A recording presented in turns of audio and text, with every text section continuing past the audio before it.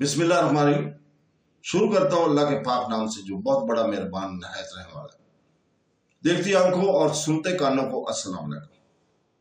बहनों, भाइयों, दोस्तों और बुजुर्गों, इस्लामी स्कॉलर्स की इस मालूमाती सीरीज की वीडियोज में हम आज मोहम्मद बिन मोहम्मद अल फासी की स्वानहियात और इनके मज़ार की तारीख को बयान कर रहे हैं।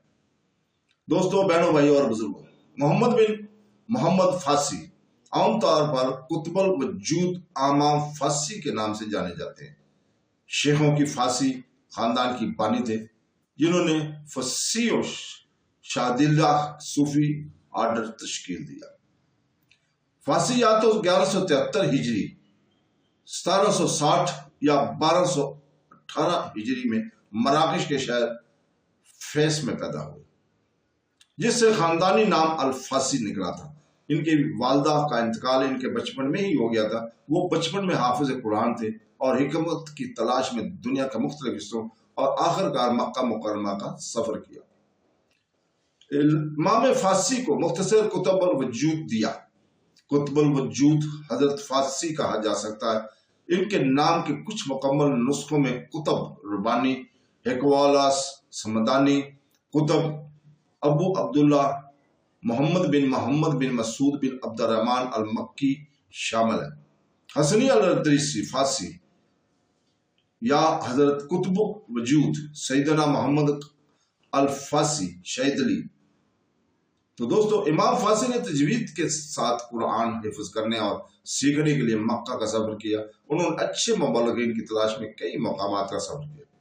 इनके मरकजी शेख सैदी अल शेख मोहम्मद बिन हमजा अल मदनी शेख कुतुब मोहम्मद बिन हमजा लाफीर अल मदनी थे। मोहम्मद बिन मोहम्मद फासी, जिसे उर्फ आम में कुतुबुल वजूद इमाम फासी के नाम से जाना जाता है, एक मशहूर आलम सूफी और रूहानी पेशवा थे जिनका तल्लुक मराकश के शहर फैस से था।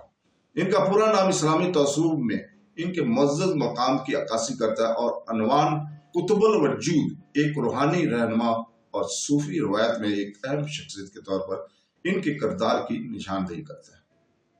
वो इस्लामी फलसफा अलहियात तौसूब में इनके गैर शराफत के लिए मनाया जाता है, खास तौर पर वहदत अल वजूद के बारे में इनकी ताफीम और इलाही मोहब्बत की इनकी तशरीह के लिए। इमाम फासी की पैदाइश फैस में हुई थी, एक शहर जो 9वीं सदी तारीखी में फैस से इस्लामी तालीम, सखावत और रूहानियत का मरकज रहा है। इस तौर पर इस्लामी दुनिया के बड़े मराकज में से एक थे जो अपनी फिक्री, फेस और मजहबी अहमियत के लिए जाने जाते थे। अपनी जिंदगी के दौरान एक शहर था जो सूफी रवायत से गहरा मुताज़र था और इमाम फासी ने मराकश और इससे आगे के रूहानी मंजरनामे की तश्कील में अहम किरदार अदा किया। इनकी तालीमात ईमान के अंदरूनी जतों पर मरकूज थी। अल्लाह के साथ ज़ाती तजर्बे की अहमियत, इल्म के असूल और आजिज़ी और हमदर्दी जैसी खूबियों की आबियारी पर जोर देती है। इमाम फासी को कादरिया सूफी हुक्म में इनकी क़यादत के लिए खास तौर पर जाना जाता है, जहां वो बहुत से पैरोकारों के लिए एक बासर रहनुमा बने। इनके काम, तालीमात और ज़ाती तकवा ने इस्लामी दुनिया में सूफिया और उलमा की नस्लों को मुतासर करते हुए एक पायदार मेराज छोड़ी।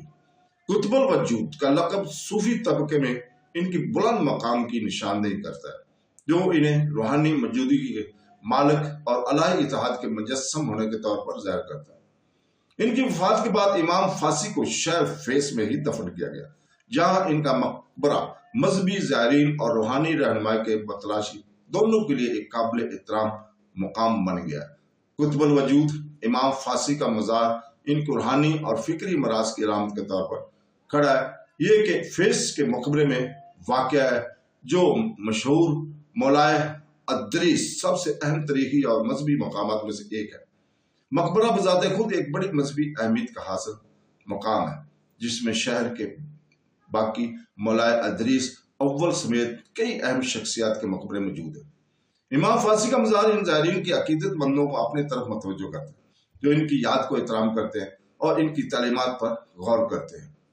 इस जगह पर खास तौर पर वो लोग आते हैं जो सूफी तसूफ से अकीदत रखते हैं और ये आबादत, अक्कासी और रूहानी इज्तिमा का मरकज बनी हुई है। इमाम फासी का मकबरा एक ऐसी जगह बनी हुई है जहाँ लोग बरकत हासिल करते हैं نماز پڑھتے اور ان کی پائیدار حکمت سے سیکھنے کے لیے آتے اور جاتے ہیں، جو اسے مراکش کے مذہبی اور ثقافتی ورثے کا ایک اہم حصہ بناتا ہے۔ تو دوستو، اس کے ساتھ ہم کل تک کے لیے آپ سے اجازت چاہتے ہیں۔ کل ہم انشاءاللہ تعالی اسی وقت شاہ عبداللہ المعروف شاہ غلام علی دہلوی کی سیرت اور ان کے مقبرہ کے بارے میں بیان کریں گے۔ تو اللہ حافظ۔